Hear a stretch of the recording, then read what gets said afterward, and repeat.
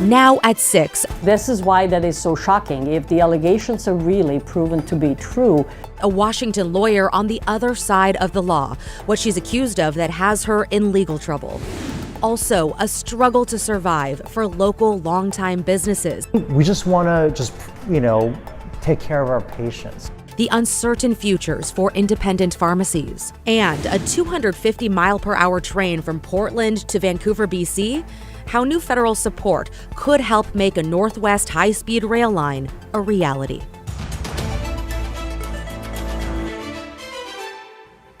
Thanks for joining us tonight. I'm Christine Pitawanich. Our top story here at 6. A Clark County defense attorney is facing serious felony charges tonight after being accused of forging a court order in an attempt to prevent her client from being arrested. Devin Haskins is live in Clark County for us this evening with the details. Devin, what do we know so far? Well, this is a case that has the law profession just baffled by what this lawyer is accused of doing. Allegations of, like you said, creating a fake court order and getting a fake judge's signature, or putting a judge's signature on there that didn't belong, and as well as a court clerk's stamp. Now two felony charges from the state attorney general's office were filed. It's a case that has the legal profession baffled. It's incredible. It's unreal that a lawyer would be even tempted to do something like that. Vanessa Ponchich works across the street from Josephine Townsend's law practice. Townsend is facing 2 felony counts of forgery after Clark County Sheriff's detectives say she tried to keep her client from getting arrested. We are the officers of the court. We have to act with integrity. We cannot do acts that would be illegal, and that's exactly what is purported that this lawyer has done. Clark County Sheriff's detectives say in July, a man was going to be arrested for violating an anti-harassment order. That man was Townsend's client. Here's where things take a twist. As the man and his girlfriend were trying to prove to detectives that he was innocent, court documents say Townsend was busy behind the scenes creating a fake court order that said the protection covered only 500 feet, not 5,000 feet. It even had a judge's signature and a court clerk's stamp. This is why that is so shocking. If the allegations are really proven to be true, it is really unimaginable that a lawyer would be even tempted, because we know that this is something that can be easily discovered. We are part of the process, so we should know better than that. And despite appearing official, detectives say the document was never actually submitted to the court for approval or signed by the judge. So we tried to talk to Townsend, and we're told to talk to her lawyer, who never returned our messages. Townsend, if convicted, faces up to 90 days in jail and up to $5,000 in fines. Christine? Devin Haskins reporting live for us from Clark County. Thank you, Devin. In tonight's headlines, scary moments for kids on a school bus in Battleground today when it was rear-ended near a railroad crossing. Several of the 25 students on board were hurt. 3 went to the hospital. EMTs evaluated another on site, and 1 child was taken home by their parents. The school district has notified families. And today, Washington Senator Maria Cantwell and other state lawmakers announced almost $50 million in federal funding has been awarded to plan for a high-speed rail line in the Pacific Northwest. It would connect Portland, Seattle, and Vancouver, BC. The money will be used to plan the route, decide where to build things like stations, and talk to communities about the project. If this becomes a reality, the trains could travel up to 250 miles per hour, which means a trip from Portland to Seattle would take less than an hour. And did you hear the wind and rain last night? Because thousands of people lost power when an overnight windstorm rolled through yesterday into this morning. At one point, more than 17,000 Pacific Power customers were in the dark, along with 3,000 PGE customers. Many of those without electricity were on the coast.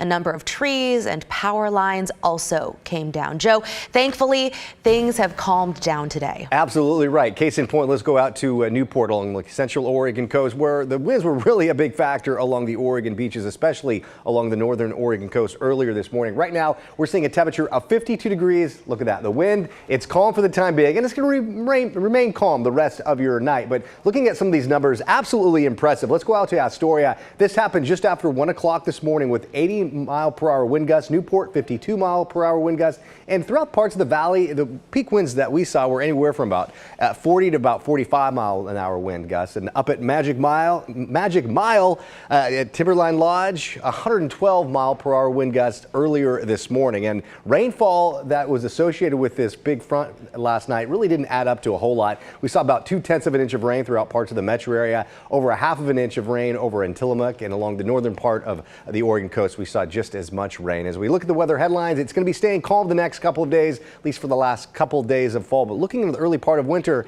it's going to be very mild. I'll talk more about that in just a few minutes. Okay, thank you, Joe. Large chains like Walgreens are closing stores next year, and things are looking bleak for local pharmacy owners too. Meantime, Oregon has the second lowest number of retail pharmacies per capita in the country. That's according to the Associated Press. Our Libby Dowsett joins us now from Fairley's Pharmacy in Northeast Portland. Libby, they say staying afloat has been tough. Yes, Fairley's has been here since 1913, and the new owner, relatively speaking, says that he really struggled during the pandemic, but with his loyal customers at his side, he was able to keep these doors open.